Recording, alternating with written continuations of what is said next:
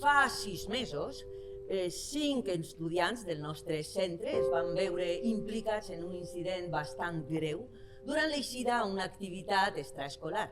Qui ha llançat la beguda al quadre? A mi sembla que les coses que no se'n van a la merda no m'interessen. O sigui, els tios sense ferida o mira, els quadres sense taca no m'interessen. Vols disculpar-te d'alguna cosa? Sí, clar que sí, però no puc perquè no puc solucionar res. Clar que pots. Que no puc, Victòria, no puc solucionar res! Ma mare m'estima molt, i mon pare, els dos, soc la seva nina, i jo això no ho suporte.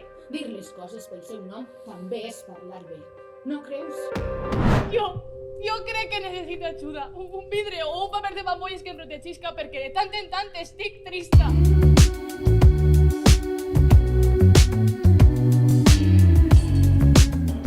He passat més de 30 anys ensenyant. Durant tots aquests anys vaig ensenyar física, la capacitat de predir la trajectòria d'una bala o d'un pot de beguda llançat contra un quadre.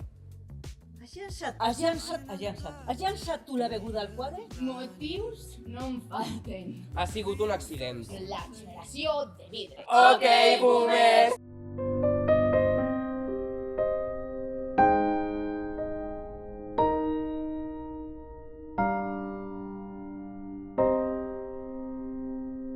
D'alguna manera crec que el dia, el moment que deixem de ser xiquets, és només un instant. Dècimes de segon que ens transformen per sempre en altres persones.